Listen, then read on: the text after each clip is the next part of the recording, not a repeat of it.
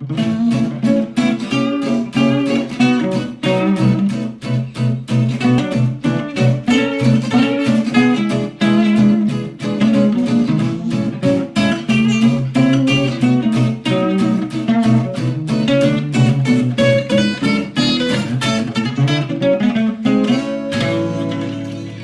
today's episode, I'm going to be talking to Paul Shedd.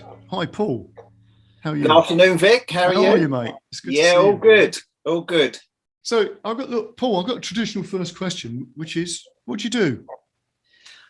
Well, I'm originally, people would know as an agency. So obviously providing acts for venues and different places, and management of artists as well. I started off with that over 20 years ago. It was actually called Celebtime Promotions, but no one's got time to say that these days. So it's narrowed down to Celebtime. Over the years, we started off by providing acts to different places, and you build up relationships with people and venues and, the trust, I suppose.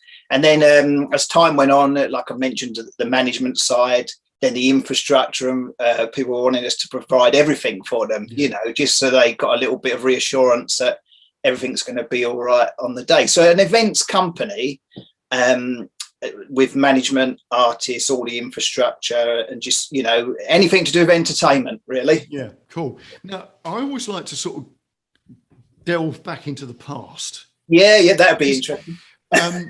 Because I think the whole sort of thing about creativity in the arts and all the rest of it, I think this, the seeds for this stuff are planted quite early on, generally. In my experience when I've been talking to people. But when did you sort of find yourself sort of interested in sort of stuff that you could sort of go as like sort of arty, or entertainment? Let's say entertainment. At the family home, as most people would have done a few years back, we always had a piano. Yeah.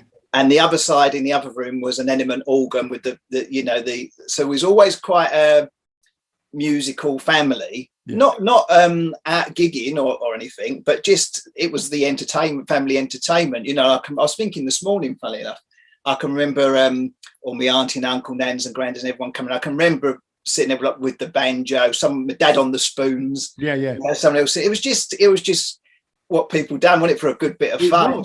It was. And I think that's something that we've sort of forgotten, isn't it? Yeah. I was thinking today, it's a bit, I suppose people now would say they get a jamming session and get together, but I was thinking people should do it again, really, because it's just so good, isn't it? It was the sort of thing that, people didn't think about. No, just didn't anything of it, did they? No. So we music was always in the family, and I'd always had the interest in it. Obviously, I had the piano, and I just used to play it and make it up myself, really. Yeah. And once I went to piano lessons, and I didn't really get on that well, really, because they was all right, but obviously I can understand it, to do the scales and but I wanted to sort of get going and play a tune and have a good time, Yeah. So at that time, years ago, a lot of people had that, the eminent organs with the pedals and that, and there was a shop, I think in Dartford, Kempton's, I think it was called. Yeah, Kempton's. Yeah. Lowfield Street. I know that well. I used to go there. Because I used to live in Highfield Road for a while. And on East Hill. Yeah. Anyway, we met someone there, and they give us a lesson. The magical thing that they done for me, they used to come to the house or everything, but they give me match of the day to learn to play. Oh, right. Or it's a straight or a tune that I really wanted to play, Yeah. And so I never done grades or anything like that. I just for the fun of it, really, like I say, just enjoying it. And you would know, you can lose yourself, can't you, on the keyboard or piano, and it's good to sort of have that little break away. So that was sort of like the foundation, I suppose, and it was just always in me. I just always had that interest in, like, whether it's like microphones, I just always had the interest in entertainment.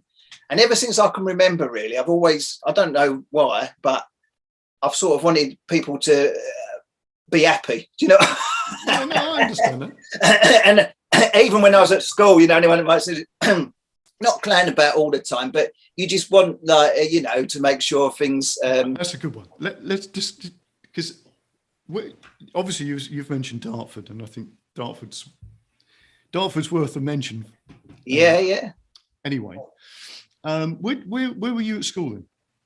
I was in Swanscombe. So you were in Swanscombe, right? Yeah, Swanscombe School, Right. and it was a very basic school. You know, when you look back there, you think it's interesting, some of the teachers, and a lot of my stuff was a bit boredom, really. You know, I just wanted, and you know, we'd have got in trouble for a few things, nothing nasty ever, just for the fact of probably talking too much. And, So a lot of this stuff, then you're saying about, you know, sort of the clowning around, because I think that's one of the things that a lot of people were quite good at, like in comedy, for instance. It's a sort of a safety mechanism, isn't it? Yeah, that's true. If you're one of the guys who had a joke, or, you know, or an armory of jokes, or had a sort of way of coming up and seeing the world in a slightly different way, that sort of protected you. It's so true. Yeah, being yeah. And I was never really academic with stuff, and you know, you're right, and you know, you just do that as I suppose it is really, you know, a mechanism to you know, tick along through the day. Yeah, it is. Yeah. It is. No, so that was like the start of things, really. So it was always in me, you know, but I didn't actually go into entertainment when I first left school, which was well, this is it. People won't believe it. I actually worked at a pharmaceutical company. I had a little so not any bad drugs, but I say it's the drugs that made me go a bit funny, I think. And then you know what it was like in them days. You was like grateful to get a job. I'm not that old, but you know, going back a little bit, but you was grateful to get a job. And my mum and dad had worked there. My sister had worked there. And it was such a good company, the Wellcome Foundation. Yeah, I was going to say Borough's. It was brilliant. And you know, it used to be a saying: if you had a job there, you had a job for life. You know. Yeah. So I ticked along doing that, and I met some great people. You know, and I'm still in touch with some of them now. And I was there for a few years, and I just used to think, I can't stay here all my life. And you know, I used to talk to a couple and say, don't leave, like wait till you get made redundant, or like you know, your pension. I said, yeah, but I'm going to wait 45 years just to, like, and be fed up, bored for 45 years, you know, and I hope I get a pension. And people thought I was mad because I left without any redundancy or anything. But the bit that helped me make that launch, I'd started the Celebtime off anyway while I was there. Because to me, I'd like spare time, because when I used to work like 8:30 to 4:30. And so I'd started the agency while I was there, and it was getting to the stage. I was at the pharmacy, and I thought, I could be making a call now. I could be arranging an event. And it was like, where do you take that jump? You know, where do you? So how did you start that? Because that's a little bit of a jump in, you know, you've got this company. And So I was at the pharmaceutical company, and they had the best facilities which you will know of that you could possibly have, like a lot of the big companies did in them days. You used to have a sort of like a hall. Amazing, like the ballroom, you know, the smaller hall, the marquee, the mansion house, and that they used to do some big concerts and everything. So I approached the Sports and Social Club. I was sort of involved in them anyway, and joined one of their little committees, and I sort of chipped away at them, and I said, would you know, if there's any openings, would I be able to come out and help enhance the entertainment? Because what they were doing at the time was all right, but it had been done for so many years. And unfortunately, things change a bit, or people move on, or there were some redundancies, or unfortunately, some people might pass away, and the entertainment does change, you know. Yeah. So anyway, I was given 20 hours a week to go and work as the entertainments manager at the Sports and Social Club. And that was my leap out, really. That gave me that extra, like, little bit of money coming in every week to know that I could go and try, you know. And the best thing ever happened to me, they had a garden party for 99 years, and I nagged away at them. I mean, they was always brilliant, because the company used to throw so much money at them type of events, you know. And I chipped away at them and said, why don't you have a live concert? It was the centenary. I said, why don't you have a live concert? You know, it would be brilliant. You've never done it before. you know. And anyway, they sort of went along with it, and I'd done this concert for the centenary, and that in some, when I look back now, it's a little bit of a game changer really, because it was a bit like I was like, and I'm not very good at praising myself with stuff, but it was a bit like it was like it was the talk of the town and everything, because people outside, and we had a really, you know, the proper stages come in and a full lineup, and they hadn't seen anything like it before. Who did you have? Going back, funny enough, it was a few tributes. Stephen Mulhern, who's you know, obviously gone on to do quite a lot now. He come and hosted one of them. It followed on for a few years after. So I've got the poster somewhere with everyone on, but it would have been a few tributes. Might have had like the Drifters, you know, and a few people like that. Yeah. And just a varied program really, you know, but obviously Stevie being there was good as well. But oh, that's right, we had like a Status Quo tribute, I think, and then a Rolling. So it's sort of, and some children's entertainment earlier in the day, so it sort of went across all the so you really so that was a massive thing really, and that went on for a lot of years after, every year, the concert, which are quite, you know, as you know, they're a big thing to manage, but I love them. I do, you know, I absolutely love I love all entertainment, as you know, but you can't beat some of the festivals when you've got a lot of the artists backstage, because you don't all get to see each other, do you? The artists, you sort of follow each other around, and even though you know people, it's not often you're all together, you know. And you can't beat to me, you can't beat a bill when you've got like 6 or 7 acts on, you know. That's right. Well, that's amazing. So I'm quite intrigued by this, because if you go back, you know, if you go back far enough, that the whole idea, as you said, people would have said to you, you must be mad doing that. You know? Because obviously I had a similar situation, leaving a company and just sort of getting involved in music. I was lucky that I managed to get a redundancy payment. So, well, it does help, doesn't it? Money, you know, it was just enough to sort of tide you over. But and then sort of throw yourself in the deep end, you know, see whether it was going to, if you were going to be able to do whatever it was. But people did genuinely think you must have a screw loose. But I think the thing is that if you're involved in the arts and entertainment, you've got to be, you know, not risk averse. No, it's not. You've got to be willing to take a chance, haven't you? Yeah. I was talking to someone yesterday, and there's some people that just cannot cope with our type of, you know, they want to do the 9 to 5, and they want to know they get their 2,000 or 2,500 every month, whatever they get, and they can plan their life quite steady, you know, with that. Where with us, you know, they do say sometimes in entertainment it can be feast or famine, don't they? You know, especially the last 18 months. So I think you have to be cut out for it, for stuff. But you know, everyone's different, which is a good thing. The way I used to see it, you know, since I left there, you know, which is over 20 years ago, I've never got up once and not wanted to do my job. You know, we all have the bits, you know, that you have to sort out. You know, the nitty gritty stuff. But I've never really got up and not wanting to go and do my job, where I loved it. I loved the people, and I probably won't earn as much money as over there with all the holidays and bonuses and shares. But I would have been probably bored for a lot of years. And the bit that upsets me sometimes with people, you know, when people have workplaces, is when they work so hard. You know, like when I think back more like our nans and granddads and people, and like flogging themselves at Blue Circle and something comes, it's probably a hard graft. And some people don't get to have a retirement, do they? You know, they plan and plan and plan for that pension. So I think it's as much as you can. I know it's not easy, but I think you've got to try and enjoy your life as you go along as well, haven't you? I do think so, yeah. I mean, again, we sound like a couple of old duffers here going on about what it was like when we were younger. But I can remember people retiring and dying within a year. That was quite a common thing. I know. That's just wrong, isn't it? So they'd spent all that time planning, and within a year they were dead. And it was sort of so common. Yeah. That it was like, well, how does that happen? Yeah. You know, is it because it's a change?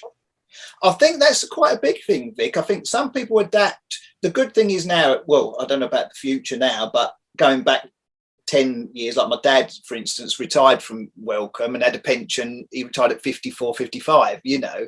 Yeah. So a lot of people manage to retire a bit earlier now and enjoy themselves. But there is some people, like you said, I think that's their life. And sometimes people leave and they feel a bit unwanted or not what's their point type thing. You know what I mean? They've not got other stuff to. They've got no identity. No. And I think that can be a bit of a factor sometimes in people going downhill, you know. But yeah, it's like we said, different things suit different people. But I knew I couldn't be there all my life, you know. And the strange thing is, just goes to show, really. I know we're going to come on to Chaz and Dave later, but Chaz used to say, great little saying, he used to say, don't plan anything, that way nothing can go wrong. Exactly. That's a very good point. And it's a great little saying. Yeah, it is a good saying. The pharmaceutical... In actual fact, if you've got, and obviously they did plan things, but it's not like we think, you know, it's not micromanaged. That's the thing. Have a loose plan, but not. Yeah, you can have a loose framework, but the point about that is, otherwise, how do you take an opportunity when it arrives? Yeah, you've got something planned out in a particular way. Because this is the other thing that I think that comes up quite a lot, is those odd meetings, the strange coincidences, you know, the chance meetings. Oh, definitely. A whole set of other parameters of. And I think when you're creative, you have to be open to opportunity. Of course you do, yeah. And I think, you know, his sort of turn of phrase works really well with that, because it's like, yeah, I can do that. Yeah. Well, going back to the pharmaceutical company, it closed. Yes. So I'd have been made redundant. I wasn't clever like a lot of people that work there, so I wouldn't have probably been able to transfer like a lot of my friends that were like scientists, or they could transfer to another pharmaceutical company. I think that would have been unlikely for me, and I probably wouldn't have wanted to go too far from the area, because I've got a lot of family and friends here, you know. Yeah. So that closed, and touch wood, yeah. I'm still going at the moment, so you know, so I've no regrets of doing that, you know, of leaving and trying, but. So let's pick it up. You go back to what you said about so you got the Borough's Welcome Foundation, as it was, thing going, and then you then sort of think, right, okay, going to take the jump. So how did you do that? Literally, because they offered me 20 hours a week to be the entertainment manager. So that's how you did it, right? So I had an office there, and then so the 20 hours I'd done for them, I had other time to concentrate and enhance on the agency and events and artists. But because I was so enthusiastic about it all, I was there probably 60 hours or more a week, you know, even when I was on my 20, you know, if not more sometimes. And the entertainment manager there, it was really great, Frank Brown, and he see that, and you know, he probably some people would just let you do that forever and think, well, we're getting a bargain here. But he was very fair about stuff, and they increased some of my hours as well, because he knew I was just working my socks off. Because my challenge was, they'd had like the dances for years. So the sequence of the dances used to be spring dance, Easter dance, end of season dance. Then they'd have like summer dance, Halloween, Christmas, Burns night, and they were brilliant. And in the day, you couldn't get a ticket to go. But as that dwindled away, and some of the poor people had moved away or passed away, we changed the premises to an on license. So it wasn't just members; we could bring the whole world in. And we were set with a challenge from the company, because I used to support it by about $500,000 a year, and we were set a challenge that they wanted 250,000 back. They was going to support it by 250, but we had to make some money to pay back to them. So to me, that I loved it. I thought that's a challenge, you know. So we changed some of the events. Some people didn't like it, some of the older people, because it wasn't what they'd always known, and they don't like the change. But it was a question of either doing that and making it survive, or the company would have probably said, we can't afford to do this anymore. Yeah, exactly. Yeah. So we did, and we brought in, you know, lots of acts from outside, from tributes to some well-known acts from Chaz and Dave, Albert Lee, you know, loads of different variety of acts. And then we went on to do the concerts and the Christmas nights. I started them off with one Christmas night, and I think we was up to about 25 Christmas nights when we left. And you know, they're great, you know, because all friends, family, companies getting together and just having a good time. And you know, so we met our challenge. You know, we got to paying the 250,000 back to them, so they was happy, we was happy. I loved it because it was a challenge, really, you know, and taking it to the next era. Still done the dances for the older people as well. I don't think you should. No. Shouldn't ever, like you say to someone, see you later, you know. Yeah, no. That's right, but, So when did you? Obviously, you started to get sort of a little roster of acts together that were probably. Yeah, I think that's come. Go-tos, were they? Or? Yeah, I think some of it comes. You know, I made a couple of little notes to remind myself to always be like my thing. And again, you know, Chaz and Dave are going to keep cropping up.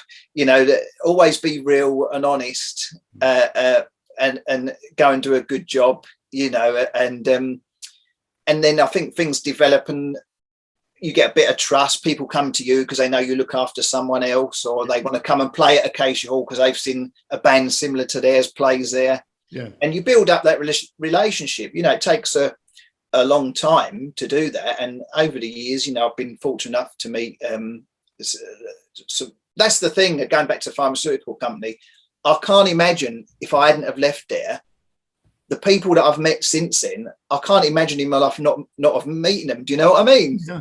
You know, because the pharmaceutical company is brilliant, but you'd probably be a bit more in a bubble for a long time, and you'd have your, you know, friends and family. But the people that I've got to meet and what we've done has been brilliant. You know, so So I think it's trust, really, Vic. Going back to your question, you know, and building them relationships and just being straightforward with people, really. You know, one of the things that I feel be interesting, because no one's really said to me, do you fancy doing a little? I've done loads of interviews in the past with like acts, celebrities and people, and been part of it, but no one's really said about would you fancy talking about the agency and the actual my thing. So it's really great that you've asked it. Well, and I think, you know, because the point about this, the podcast, was it's about sort of creativity, and then that comes in all shapes and sizes and ways of people looking at the world and just doing something different. So when you're talking about, you know, the arts, you know, music or entertainment, you can't have the entertainment without somebody actually putting the entertainment together. No. And that's been proved in the pandemic with all the tech guys and everything, hasn't it? A lot of people just wouldn't realise what's involved to make it happen. Well, it's a massive undertaking. Yeah. And of course, once you start doing something like that, you know, you're involved in it. Once you get you know who to call in for the PA, you know the lighting guys, you start to get how that works together. Oh, definitely. Yeah, no. And funny enough, that's what I was going to come on to with you, because I thought, I'm glad you've asked me, you know, and you're talking about this, because one of the things with the agency side, it can have a stigma. It's a bit like an estate agent, you know, and I sort of say we're an events company, but it's got the agency side, but you know, and a lot of the time it does come down to someone not understanding someone else's job, you know. And one of the things that's happened over the years, you know, a lot of people can think they're like smart and they think, oh, we're Google, we'll go direct, we'll get the act and we don't need to speak to them. And, you know, you get some disasters. You get some big disasters. I'm not saying everyone has to book through me. You know, I've never been like that. But, you know, I even say to people sometimes, give us a call if you want me just to run it past me with some other things. But, you know, the trouble is there's a lot of people that would just supply an act and they wouldn't know who the crowd was, who the act was, what the night was. and I've just never been able to be like that. I have to know everything about. I usually go to the venues before I book anyone there. So because straight as soon as you go in a venue, you'll know this. You get a feel for it, don't you? You know, an artist, I walk in there within 20 seconds, you know what you're at, really, don't you? Well, totally. I mean, the times that we've turned up to do a gig somewhere that it's, you know, it's some party or wedding, you know, back in the time when I used to do a lot of function stuff, and you walk in and you see a sound limiter. Yeah. Oh, don't. Yeah, yeah. Literally, it's like, and you know immediately that you. You remember years ago they used to put the rubber gloves over them and things, didn't they? God, yeah, you got to do all that stuff because those things never really work properly. And no. I mean, I remember we actually had a situation once where, and you'll know this sort of story anyway, where you could literally put the bass player underneath the sound limiter and somebody clap. And it's ridiculous. The power would go. No point doing the gig, is there really? No. You know, I mean, there's no way that thing was working properly. No, and the thing is, you know, then you're spoiling someone's night, and this is the thing, you know. And going back to the Google side of it, I mean, I've got people now, like still now, over 20 years, that I would phone to book an act because I know how they've known them for years, and they've got that relationship with them, and they'd be cheaper me talking to them and sharing a commission than if I tried to book them direct. Yes, you know, and there's an etiquette which not everyone follows because people think they're smart and they think, oh, we duck through them, and you know, probably a lot of the time they end up paying more and don't ever realize. Yes. And you know, like I said, to me it's just so important that you've got the right person for the right crowd and the right thing. And different venues as well, they reflect the entertainment you have there. So they're suited for different things, some of them, you know. Yes. So you actually said something earlier on which I thought was quite interesting, because you mentioned obviously Chaz and Dave, and you said Albert Lee, and it's like, well, you can't, you know, Albert Lee's the guitarist's guitarist. Yeah. And you think, well, but you can't just put Albert Lee in anywhere. No. Because, you know, you've got to have somebody, you know, if you put Albert Lee on and the guitarist knew that Albert Lee or people who were into rock and roll and country music, they'd be there. But you just couldn't put him in anywhere. No. This is the other thing as well, because I over the time I ended up having my own venue as well. I was at a venue. I've been lucky that I sort of know the entertainment from the artist's point of view, the you know, the venue and the booker. I've sort of been involved with them all, so it's great, you know, to sort of like you said earlier, to understand everyone's point, you know. And the thing is with that, with like Albert Lee, Chaz and Dave Nett, it's all about putting all the right things in place, and the festivals are the same, because if an artist comes along and the first thing there, they've not got a changing room, or there's all brooms and gas cylinders or something in there, or there's not, you know, and I used to think, am I doing the right, this in the early days, I think, am I doing the right thing here or not? And I'll tell you what one of the acts said in a minute, but I used to make sure they greet them. I used to always make sure the first thing, if you would like, I always think it's like someone comes to your house. Yeah. Do you want a cup of tea, or do you want this, or do you want that? You know, settle them down. They know straight away then you're looking after them. You know, I said to one of our acts once, I said, to be honest with you, I said, I don't know if I'll do the right thing or not, really. I said, do I go a bit overboard sometimes with, you know, because it takes time doing all that stuff, and you're doing everything else as well, you know. And he said, the thing is, Paul, he said, what you've got to remember is if a couple of gigs come up and it's a question of coming to Acacia Hall or Botley that I had, or somewhere else, he said, we're going to come to your one, aren't we? He said, because we know and do you know what? It's so true with artists. I mean, you'll know that, but there's venues you love going back to, because you know when you go there that, you know, you get a relationship with the management, the staff, you know, you have it's a nice feel to the place, and, you know, and so you look forward to going in and playing, don't you? Yes, you know? of course you do. In fact, I got to a point where, because, you know,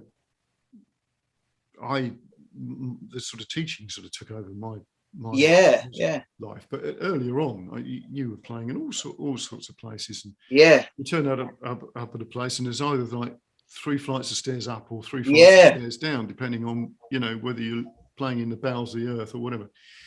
It never ever seemed to be straightforward. And no. After a while, you then get to the point, as you say, that with the certain venues, you sort of go, Yeah, I like that one. Yeah. And it could be something very simple. It could literally Yeah. be you turn up, it's easy to get in, easy to get out, and somebody actually offers you a drink Yeah. and a sandwich. And it could Yeah. literally be as simple as that. You know, it didn't have to be a three-course meal or anything.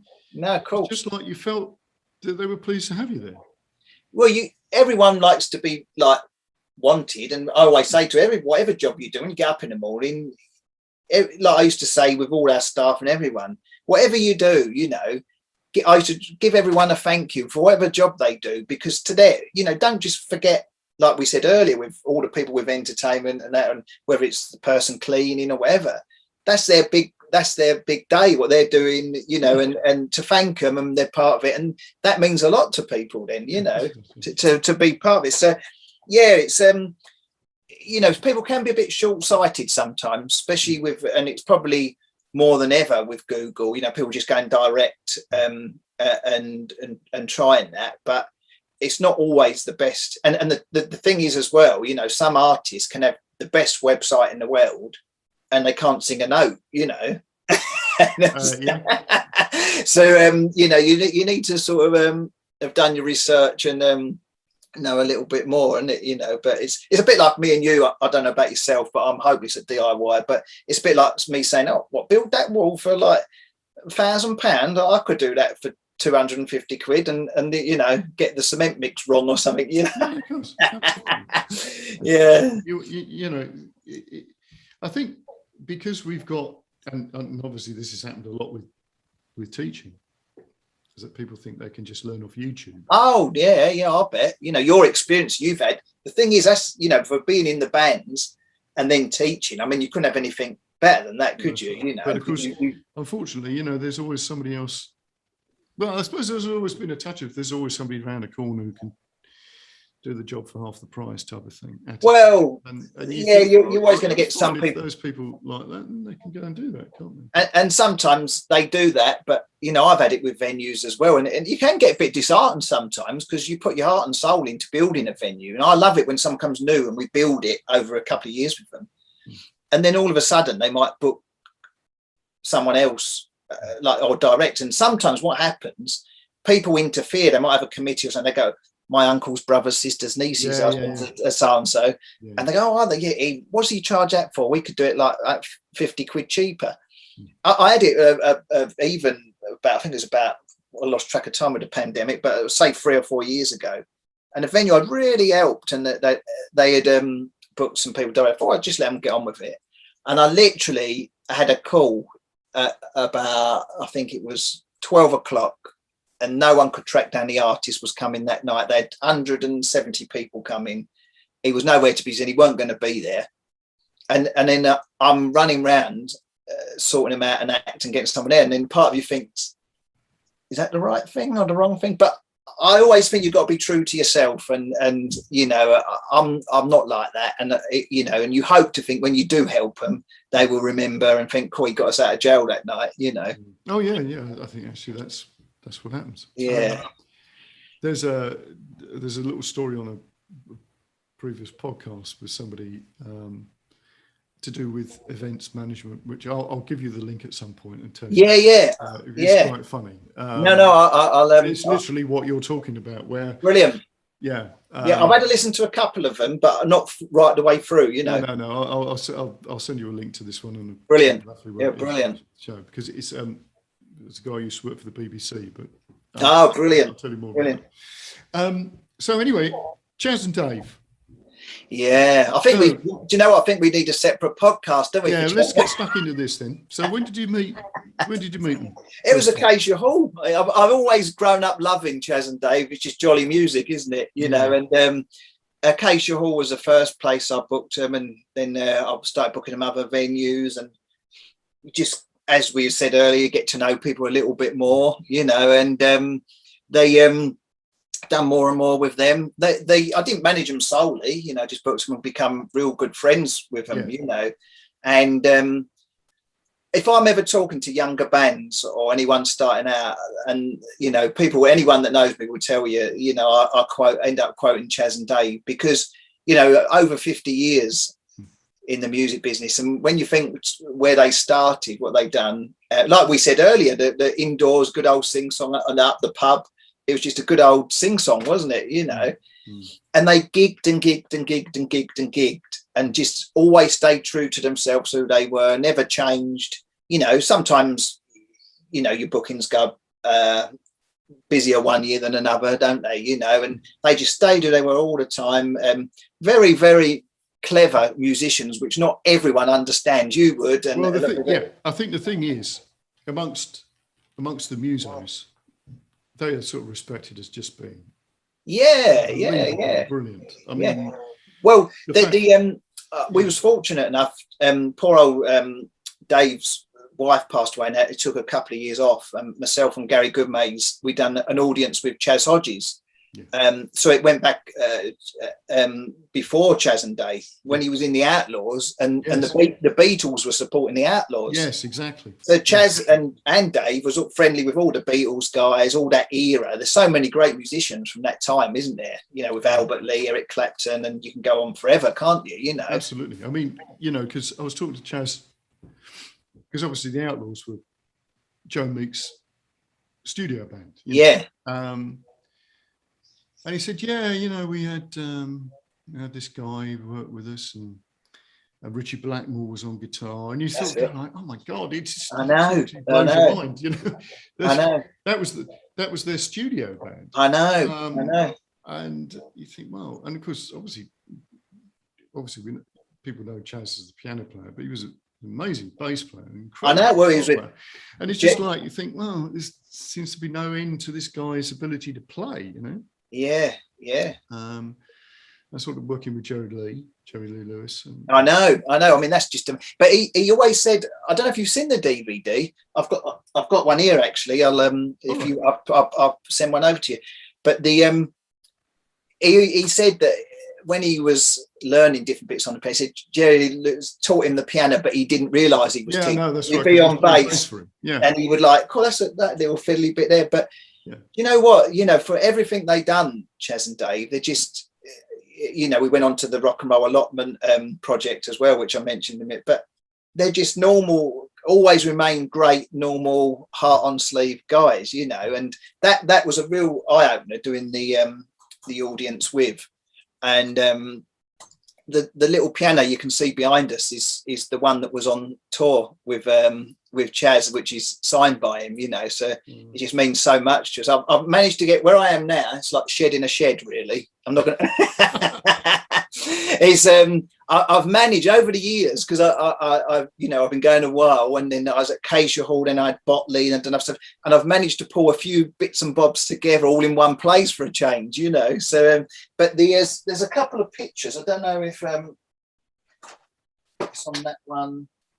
Yeah, it's like Chas sitting at the piano on that DVD, and it's literally the piano there. Right, okay. So it really like means a lot to us, you know. But we had such good times doing that with Chas, and the bit to me as well, you know, like, as time went on, Chas and Dave done Glastonbury, the Palladium. We went to the Royal Albert Hall, which is that one there, the Royal Albert Hall.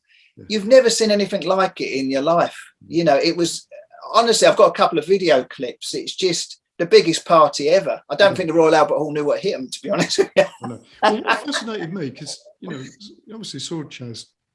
Yeah, we're talking about Bluesca, definitely. Well, there's another. I'm referencing previous episodes. Yeah. But a friend of mine called Nick Jenkins, who was a journalist, but he used to run events and stuff, and he did this thing called Eurofest, which was down in Rochester, and Chas used to do that occasionally.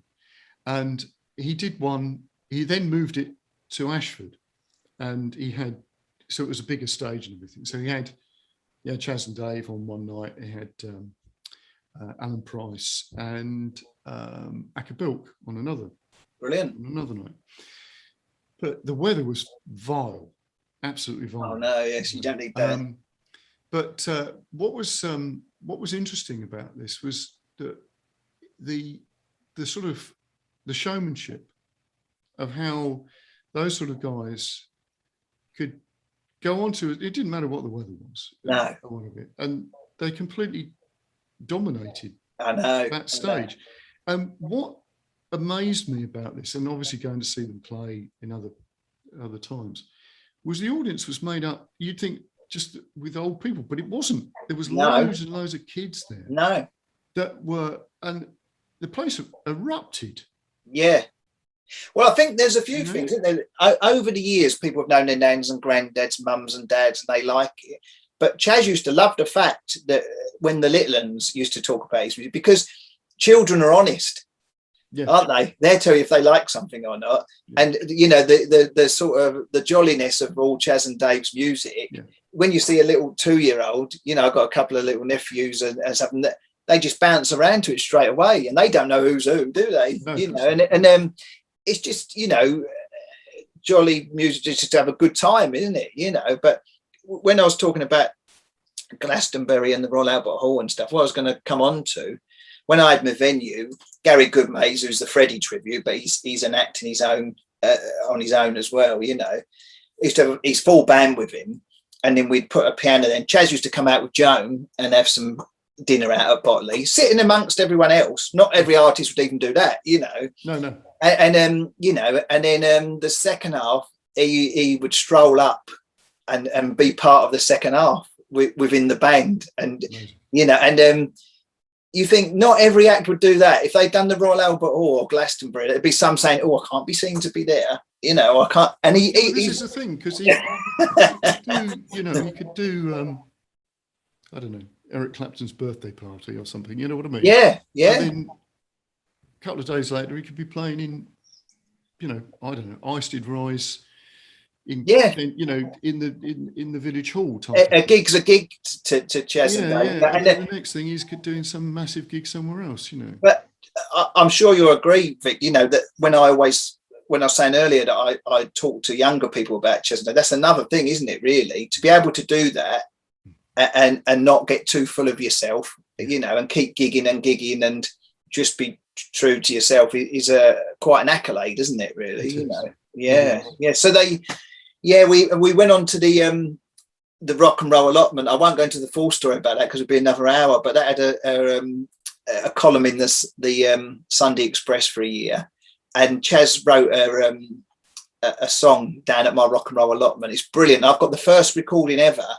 I can send it to you or anyone that would like to see on a YouTube. Okay, well, if we get some sort of link somewhere. Yeah. No, I'll send it over, and it's just, again, like me and Gary used to have to scratch our heads because there was our heroes growing up. You know, it was on the allotment. Dave would turn up in his truck with a bit of Kindle.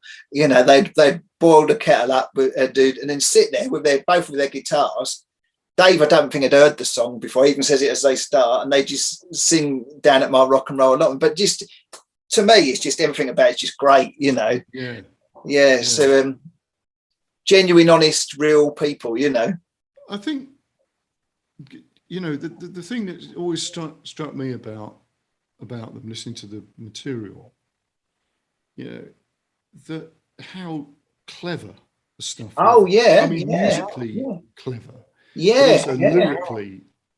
Incredibly clever. Not everyone would understand that because obviously there's a lot of, you know, rhyming. Yeah, you get some journalist and they just they try and go on like thing of the cheesy side thing, but you think they don't understand it one bit, you know. And any musician, and especially I think as time went on as well, you know, people you try and sit there with someone and do Rabbit or you know, or a couple of the harmonies of the other songs there, and it's certainly not quite as I mean, even a song that on the face of it is actually quite simple, like London Girls, isn't.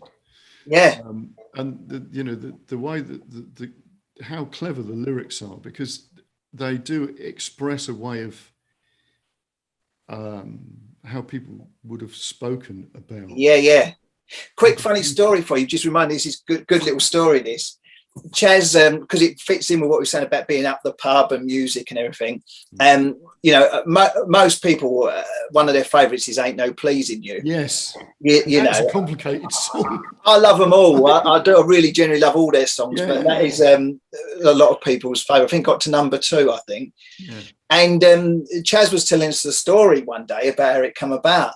And they was up the pub, you know, like people would have been out after work and up the pub having a drink, and it was someone Chaz knew of or whatever. And he said, "Oh, do you know what?" He said, "The wife got some curtains today." He said, "Put them up," and he's like, "That's wonky. Oh no, I don't think I like that colour. Now we've got to change them. I've got to," you know, how blokes would have been up the pub. Yeah, absolutely. And he said, there ain't no pleasing her, like type thing. And Chaz, see, someone like Chaz, and they take that all in. Yeah. And that song come about like that, you know, someone talking about a real life situation, say, you know, and he said, "Oh, I ain't no pleasing her," you know, and you know, clever, really, you know, really clever. Yeah. I mean, so as I say, that type of skill of being able to create something like that, and it seems so simple. Yeah. Is in itself a sign of real mastery. Oh, definitely. Yeah. Another quick funny story for you. I was lucky enough to go to a few of the events, and Chaz and Dave were supporting Status Quo at the O2, not the Indigo, the O2. Right. So Chaz and Dave were in front of me, and they got the piano, bass, and drums. And again, they absolutely rocked it. Actually, I mean, they're good friends. Status Quo, they've been friends forever. Yeah. And some of the reports that after the show saying like that Chaz and Dave, if they was as good as Status Quo, if not went down better, you know. But the bit I was going to tell you is Francis Rossi used to come out, because you know when Status Quo with all the Marshall amps, yeah. And apparently he used to always come out and look at Chaz and Dave's sound check, and he looked up and said, "The trouble is with you, like, you've got too much equipment." Like, and you think, like you said, the sound from a bass, drums, and piano, you know, that's pretty amazing, isn't it? Really, it is. You know, yeah. But no, so it was so sad. I mean, from your side, I mean, Chaz coming to the blues camp, he absolutely loved that. Yeah, it was good fun. He used to say, because when he was younger, there wasn't anywhere to really go to learn something. No. And I think what you do there is absolutely amazing. You know, to give anyone an opportunity, and it's not age limited, I believe, is it? No, it's not. No. And I think, you know, that is what you and Tom do there, and all the other guys and ladies. I think is amazing. You know, to give people that opportunity, and then to see someone like Chaz come down, and someone that's, you know, been there, seen it, done it. But that's another thing I was thinking this morning before we spoke, when he come to that.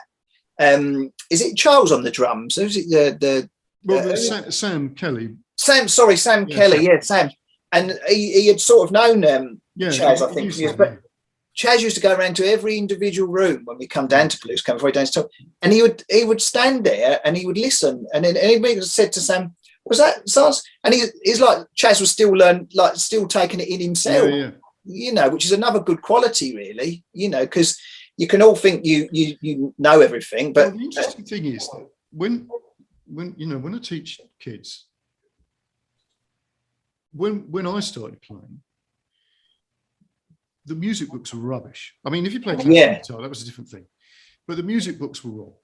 Complete organ player number one. Yeah, they were all wrong. They were all absolutely incorrect. But of course, Chaz was, you know, a generation before me.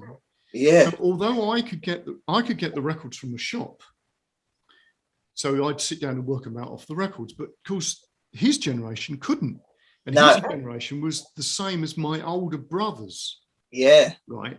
So my older brother was in the Merchant Navy. So the interesting thing was for Chaz, this is why a lot of the great musicians and bands came from places that had a port, like London, or Liverpool, right? Or, you know, Southampton or whatever, or Edinburgh, you know, wherever, Glasgow, whatever, where you had access to people coming off the merchant definitely into America. Yeah, guys who could come back with the records, right? Yeah. And the other thing was comic books. Yeah. So, you know, when you started getting the type of people who were writing comic books, because those things were used as ballast. So you think, my God, this is so bizarre that that's how music sort of came into the country. Creativity, yeah. So when I got a chance to sit down and talk to Chaz about that, he was saying, well, yeah, you know, that's how we did, because he had there was somebody in where he lived who was in the Navy, who could bring the stuff back. Yeah. Right? And of course, the other thing was like knowing somebody who had a TV. Yeah. So that Yeah. if Lonnie Donegan was on the TV, you all went down to. I think he said that. Yeah, that's one of his whoever's stories. house it was, who had a TV. Yeah. No, you're right. To sort of watch what Lonnie was doing, how he would form up the chords for a song. Yeah. And you think, well, that's really the secret of being really great and individual about being a musician, is that actually you don't have access to a lot of stuff, because now it's completely the opposite. You can get anything you want. Yeah. Right. But you just got good at the stuff that you knew it in depth instead of width. Yeah. Well, the thing is as well, if you, everyone sees things a bit different, but I think if you do everything to, that's what my problem was when I did the piano lessons. You know, it suits some people and not others, but because you become a robot, everything's like exactly the same on where someone like put another little spin, or like when Chaz used to watch Jerry's and you see, oh, he does that bit at the end. Because, you know what I mean? You know, and it's that individual, isn't it, creativity, you know? Yes, well, it is. But it's also the fact that you can't have an awful lot of stuff to do that to. In other words, let's say, you know, because the language of contemporary music was 12-bar blues and rock and roll, right? That's how, when you got together with people, that's what you did. Yeah. Because you understood it was a language that you all shared. Now, that doesn't happen. So when we do blues camp, although we don't just do blues, although, you know, it says blues camp. Yeah. I mean, it's really a pun on boot camp, really. Yeah. But the first thing that you do is that thing of communicating in a simple form. You know, playing a piece of music that's really, really simple. What is it? You know, it could be a 3-chord song from the 1960s, or it could be a 12-bar blues, right? Yeah. But the point about it is it's simple. You're not trying to do a song with loads and loads of chords in it. You're not trying to do Bohemian Rhapsody or something like that. No. You're keeping it simple. And then you're digging deep into something. And that's, I think, what is the secret of what we do. And it's the secret of really what that, you know, those musicians who really understood. Oh, definitely. What made a piece of the essence of a piece of music, not because they were being fancy or clever. Yeah. But you could make it clever. That was definitely, because they got their sort of quirky little bits they make themselves, haven't they? It was like it was part of the language of that type of music. You know? Yeah. So I think there's a lot to be said for, you know, going back to that sort of way of thinking. Oh, definitely. I think ultimately it makes a much better musician, and a musician that stands out amongst the rest of them. You know, you could point to people like that. You could go, Jules Holland. Yeah. You know, even like people that are more, Amy Winehouse. Yeah. For example, even Adele. You know, people that have gone back. Yeah. And look back to the past and gone. Yeah, it's quite interesting, Vic, isn't it, sometimes, because it sort of goes round in a couple of generations. It comes back as if it's new, but sometimes it's slightly spin on it, but it's like it's new. That's the classic thing was Amy Winehouse with that. Yeah. She could do, you know, she could sing like Dinah Washington. You know, you wouldn't know that it wasn't Dinah Washington. No. But because she'd managed to take that and nail that style, because she'd listened really, really carefully to that type of stuff. Yeah. I mean, you could say Harry Connick Jr. is another example of Oh, yeah. You know, that type of thing, where somebody really knows a style. Yeah. In depth. Yeah. No, that's just, you know, they say you never learn less, don't they? And like to go back, it's good to do that, isn't it? Not just think, this is a style of music now, let me do it, and all be a bit stereotyped, but look back to some of them great musicians and what they've done. And I think that's really what summed up what was going on with you. Yeah. And Dave, you know. One of the things I didn't mention to you is about the tribute acts. Yeah. And I'm just conscious in case you're running out of time and that. There was a couple of people I wanted to mention actually. I've been in the tribute world for quite a long time, you know, and people have their opinions about tributes. But again, you know, there's some real fantastic people who the actual artists have said that the tribute probably sings better than them now. Yeah, they've actually said that. They've actually said, because they can't reach some of them notes. And it's like everything again, you know. I think if you do it properly and the respect it deserves with it and the knowledge, you know, a couple of people that, you know, we've managed to take that experience for over 10 years and they're doing like 120 bookings a year, you know, all over the country and abroad.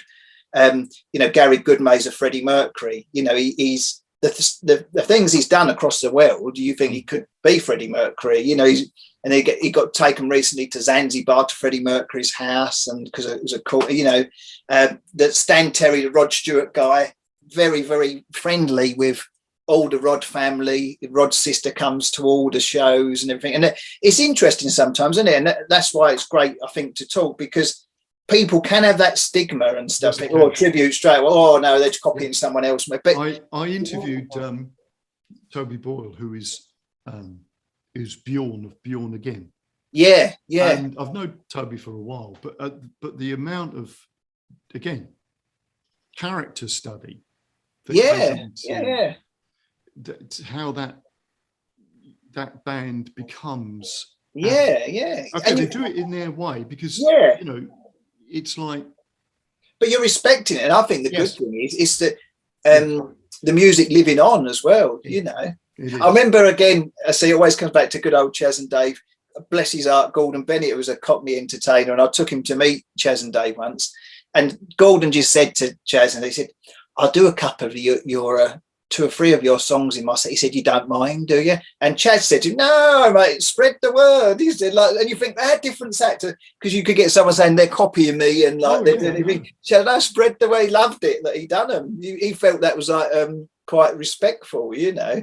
So that's a big part of our business of tributes. And if it's all right, I was going to touch with you because I'm interested on your views as well. But the X Factor and Britain's Got Talent. You know, we look after Twist and Pulse at the moment, manage their live bookings. Right. And then they're another example, really, along the lines of what we're talking, not musician wise, although they're both very, very talented, but they started off on Britain's Got Talent and done well. You know, they worked for a lot of years. They've always remained themselves. They've stuck to what they do, you know. And then the Britain's Got Talent Champions of Champions program was, I think it's about 2019, lost track of time with the shutdown. And they went in for that again, which some people think, oh no, we know we've gone past that. We've done that years ago. They won it. They won the whole thing, you know. And then but I think the only reason I'm saying all that is because a lot of people there's some bad bits about the X Factor, Britain's Got Talent, but there is a lot of good that has come out of it as well, with artists and springboarding people into the entertainment. And I think sometimes people get a little bit hung up on it, but if you go back, like Opportunity Knocks, New Faces, some of the others, there's not a lot of different, really. Not at all. If you think about, I think it was Opportunity Knocks. Is the one that they, you know, you had what was the name of Mary? Was it Mary Hopgood? That one I can remember New Faces more than Opportunity. No, but this is, I can't remember in the 60s. But she had a song written for her by it was either by Mick Jagger and Keith Richards or Lennon and McCartney. Really? So you sort of go, well, that worked. Yeah. You know. I think it's really whatever is the sort of media of the time, isn't it? Yeah, I think what happened, it got very, very commercial, and there's bits about it that aren't so good. But I think if people knew all the full stories about New Phase and Opportunity Knocks, it probably wouldn't be a lot different with some of the things, you know. And I just think anything that platforms that can hopefully help people, and there has been some good acts come from it, you know. There's been some not so good things, but you know, And I But suppose that's that not goes back necessarily to do with that, is it? It's to do with everything else that goes on with the entertainment. Yeah, I It's think always been like it. yeah, It's not like it's new. I think going back to what we've said a few times throughout the conversation, I think just go out there and do what you do and love and enjoy it. Always remain true to yourself and heart on sleeve, and believe in what you do and go and enjoy it. Really, isn't it? Just take a few little. If you get little opportunities along the way, that's great, isn't it? It is. But it's So it's not all bad. But it's good to know that you're still doing the blues camp anyway. Oh yeah, that's brilliant. A lot of things coming up now, which is nice. So yeah, no, it's real good. I'd recommend anyone, if anyone's listening that has never definitely go to the blues camp. Yeah, well, it's one of those things. It's actually we sort of do things where you sort of think, well, if you told people that this is what you're going to be able to do in 3 days, they'd go, no, that's hype. So it's always actually really. That's amazing. People people always say the same thing. They just don't believe that it's possible. Well, they've just done what they've just done. It'd be nice, really, if it expanded and when that'd be a brilliant thing. I believe for schools and everything, because. Just like Chaz said that time, I think just to get that opportunity, because there is a bit of nervousness sometimes. People never believe it. They laugh their heads off. I say this to them now, but I am, and probably am a bit still now, really. But they laugh shy. Do you know what I mean? Yeah. And hold back. And I'm probably, perhaps that's why with the events and everything, I'm better at talking about someone else and promoting them and saying how good they are than I would be for myself. Do you know what I mean? Yeah. So sometimes I think to be able to go something like the blues camp, someone might have not quite had that know where to go or a little bit nervous or whatever, but you just welcome people there and it's all ages, isn't it? Yeah. And I think I honestly think it's amazing what you do there, That's just been good fun. So what presumably things are beginning to take shape again now, are they? Yeah, we're back. The lads have been out, the Take That lads, they've done a few holiday camps. Our first theatre, we've got, luck would have it, we've had a lot of rescheduled, so they've got about 40 theatre dates to do this year. Oh. Yeah, so that's good. And Sunday just gone, I was with Twist and Pulse at the Glowworm Festival in Nottingham. I went with, and they had 7,000 people there. And you know what? It was so well organised and everyone was still quite spaced out family-wise. They had a good variation of entertainment. It was just so nice, Vic, to sort of see it back. And, we've all got to earn a living, I know that, but it's the sort of the enjoyment side, entertainment side, and seeing people be happy, and let out. And I think where people have been shut in and something taken away from them, I think they want it even more at the moment, bouncing off the walls. I think so. And may it stay like that for quite some time. Yeah. So this just keep everything crossed that we things keep that way and keep busy, and there's no more illnesses or lockdown, and hopefully just go forward and be positive. Well, I think we've got to get to a point of dealing with the fact that it's it's a fact of life. I think so. Yeah, I've been back to a football match, and people were.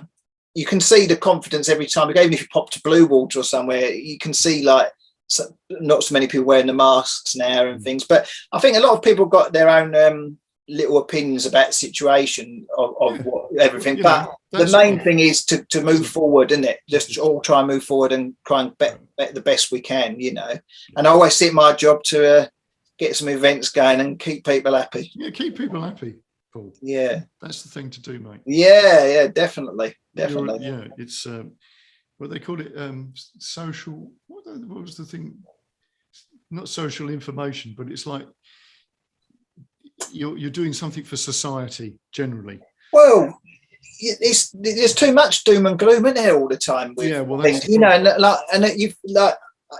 during this, you keep. I don't know why we do it. So you flick the news and you you've been pounding people's heads with bad news all the time. You think, why am I watching that? And you think, I mean, I know, you can't be bouncing around laughing all the time, but in general, if you can keep a bit of, it's funny, you know, because I see so many posts about fitness and health, which are very important. I know a few people are doing it, but there's not too many about being happy. Well, I think that's the thing. Trying to get like just life balance. And you think it's all right being the fittest person in the world, but if you're miserable, it don't help, does it? You're not going to be fit. No. And I do honestly believe as well, I personally, that some illnesses and that can be connected to the word they use now. I don't like some of the words they use nowadays, but well-being, they would probably say, wouldn't they? Well, it's this. They've known this for ages, that lots of illnesses are what they call psychosomatic. Yeah. And but it affects, if you don't feel happy, it's probably that your immune system's completely shot away at this point. It doesn't help you, does it? Not at all. No, not at all.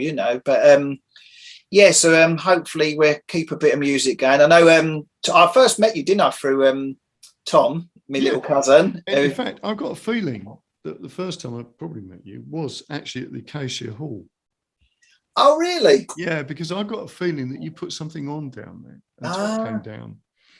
With the little group, because this is when they were all still at school. Yeah, and I remember him because Tom with Rob, my other cousin, so he used to be by the piano when we was all like having a go, trying to work some things out on there, mucking about. And so it's great to see how well he's done with everything. Mm. And I think his introduction was me when he was Vic, and he said he's as good as Eric Clapton. So I said, I just haven't got the money. So they are. Eric's money. Yeah. You lived up to the. That's a nice compliment, anyway. Yeah. But it's nice, you've helped him, haven't you, along, and you've seen how he's developed. And don't you think that's a great thing as well? If I won the lottery or if things pounded on in the future, I'd love to have a bit like Blues Camp, I suppose, but where it's like. I've even got a little name for it, like give them a chance, and give people a chance in life to go an avenue that they want, because you don't know how to sometimes. You could be in a place, like if you want to be a footballer, I'm talking mainly about entertainment and music, but you don't know where to go or who to see, or do you? No. And sometimes people might not quite be able to afford to do that, but just to give that little opening. And what I love more than anything, I love to see someone from that small acorn and then really do well and get on and do. I love that. I think it's the best thing for us, isn't it, that you could wish for, Yeah. But that's fantastic. That's brilliant. Nice catching up. I hope we didn't go off track too much. I think we was no.